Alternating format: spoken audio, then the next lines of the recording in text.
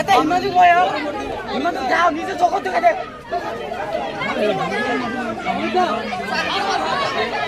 live দিন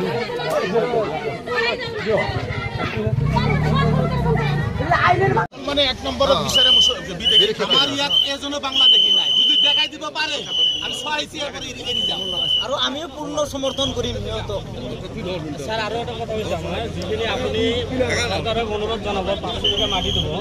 আমি এটা অনুৰোধ জনাইছে মাটিখিনি আমাৰ চাপৰ সাৰ্কেলৰ আণ্ডাৰত দিব লাগিব না না ইয়াতে আপোনালোকৰ এই অঞ্চলৰ ভিতৰতে মই যেটো 3500 বিঘা উঠাব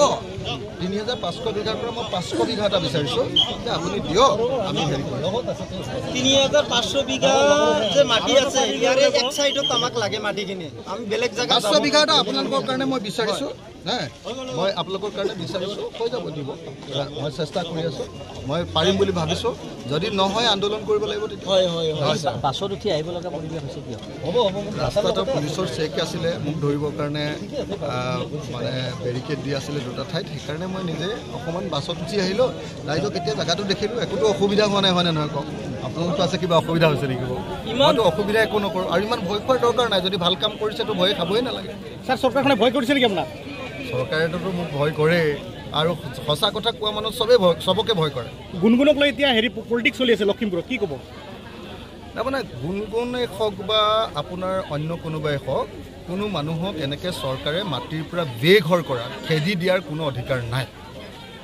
হে গুণগুণ চেতিয়াক যেনেকৈ অধিকাৰ নাই তেনেকৈ ইছমাইল হুছেইনকো খেদি দিয়াৰ অধিকাৰ নাই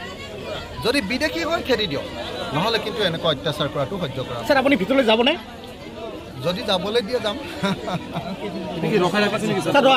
ৰখাই ৰাখিছে নেকি এতিয়া ৰখাই ৰাখিলে নেকি এতিয়া ৰখাই ৰাখিছে এতিয়া চাওঁচোন সুধি চাওঁ দিয়ে নেকি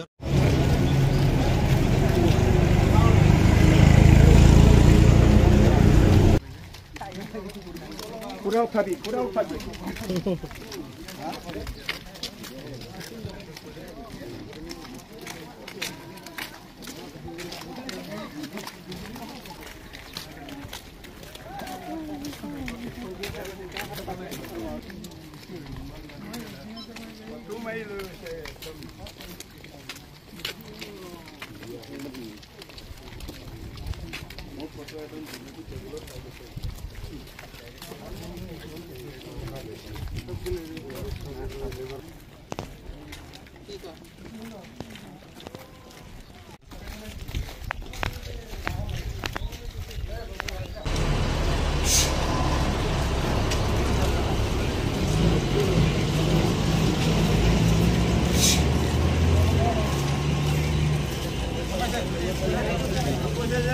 আগৰ নাম্বাৰটো লৈছিল হা তাৰ আগত সেই নাম্বাৰটো মানে বেলেগত ৰাখিলে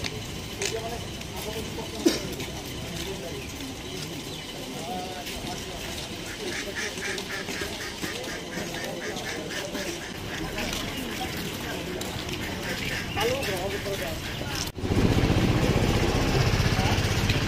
Hello,